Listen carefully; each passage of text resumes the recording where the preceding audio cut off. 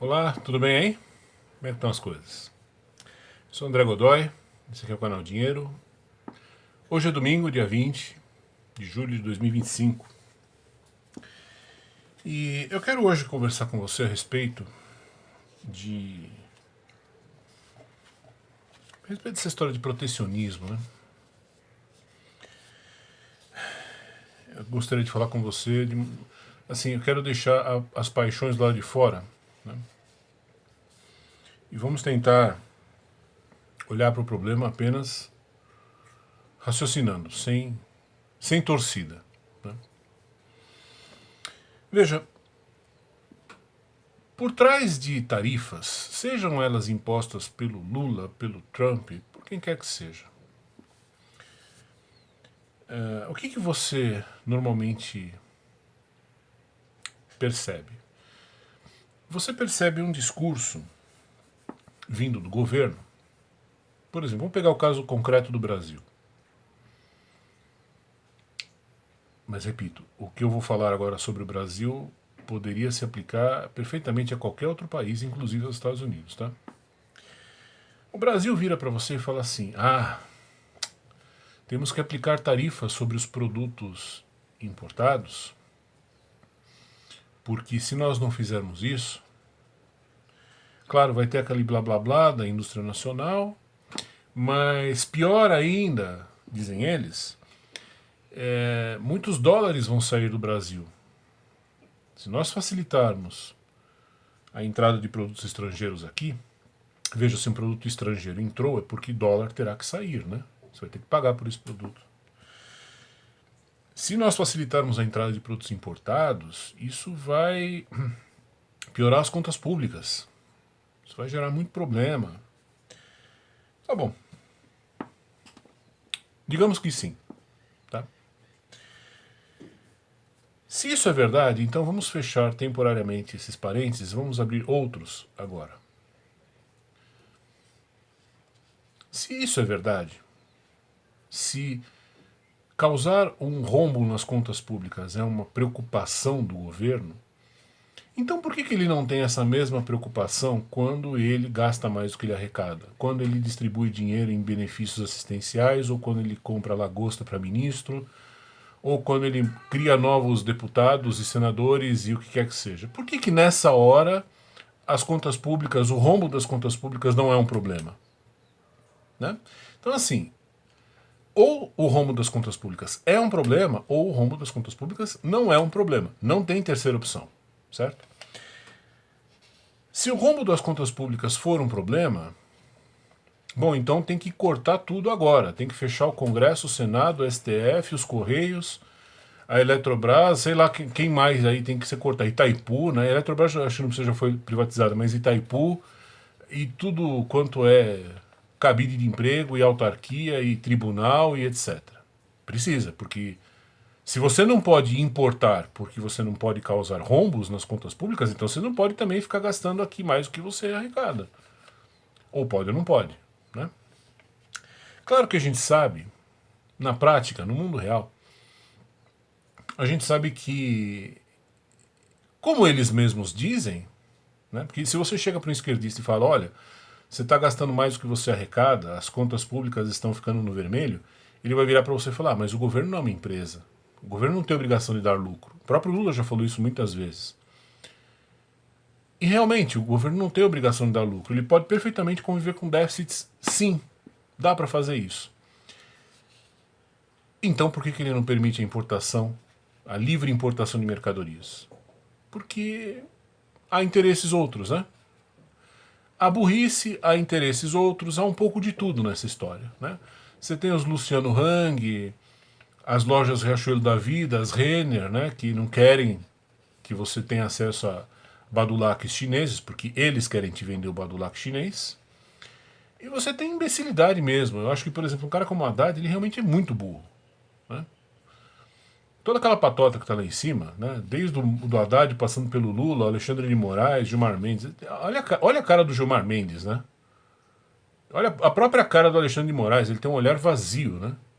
Vazio. Você vê que ele não entende absolutamente nada do que acontece no mundo, nem porra nenhuma. Acho que ele mal sabe de direito, aquele cara, você quer saber.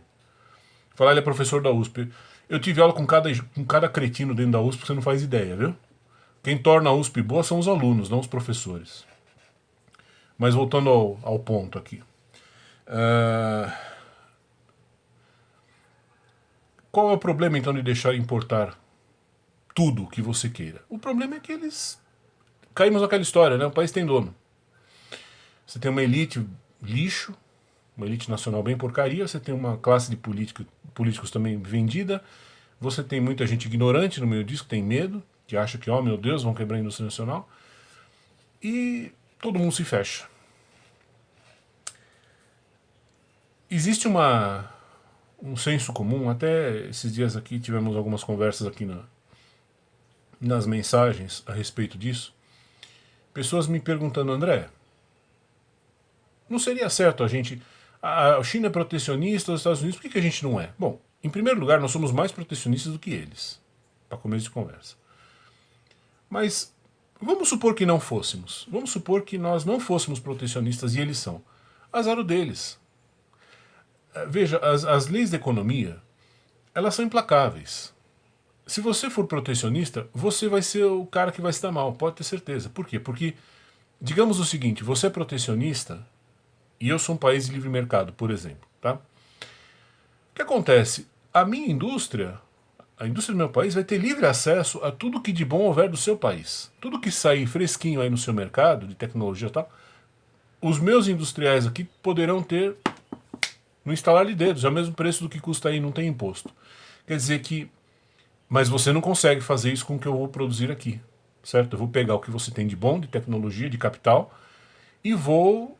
com esse capital que eu vou comprar de você, ao mesmo preço que o seu cidadão local paga,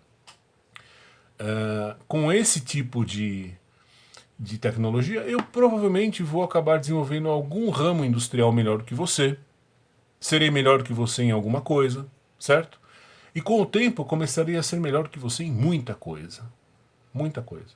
Então, moral da história, não se combate protecionismo com protecionismo. Não se combate intervenção estatal com intervenção estatal. O remédio não é esse. Eu vou repetir aqui uma coisa que eu escrevi num comentário, acho que se não me engano foi hoje. A economia de mercado, a liberdade econômica, é a única coisa que permite a um Davi vencer um Golias. Se existir liberdade econômica, o Davi, mesmo pequenininho, ele vence o Golias. Agora, se não existir liberdade econômica, aí acabou. Aí a coisa é do Golias e fim de papo, e acabou, e fim. Tá? Então, acho importante que todos vocês e muitas mais pessoas que possam eventualmente, mesmo não participando aqui do canal, que estejam aqui de passagem, ter a noção de que, justamente, o livre mercado é a única ferramenta que você tem para lutar contra os gigantes. Então, quando o Trump vira e fala assim, vou colocar tarifas de 50%, se nós tivéssemos autoridades capazes de pensar, elas reduziriam as importações daqui do Brasil a zero. Importações dos Estados Unidos, zero. Pode importar o que você quiser de lá. Zero. Ah, mas os dólares, a gente puxa o juro para cima. O juro já não tá uma merda?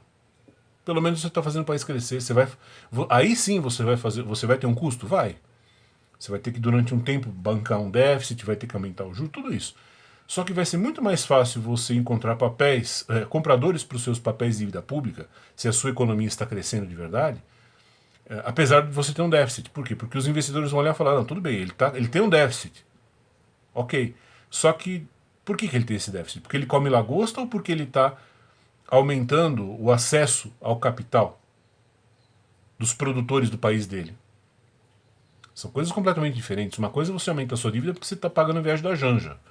Outra coisa é você aumentar a sua dívida porque você está facilitando o acesso da sua economia, que a sua economia vai ter, ao capital produzido por outros.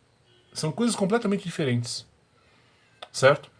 Então, tira da cabeça essa história de que se ele foi protecionista, eu também tenho que ser. Como bem dizem os esquerdistas, a economia de um país não é a contabilidade de uma empresa. Ela não tem que fechar no azul.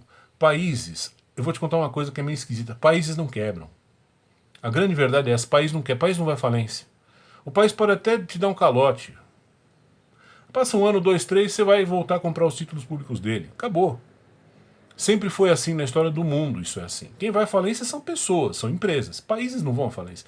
Ah, mas André, disseram lá no canal do, sei lá, que aliás é uma decepção, né? Assim, eu não gosto de falar, personalizar.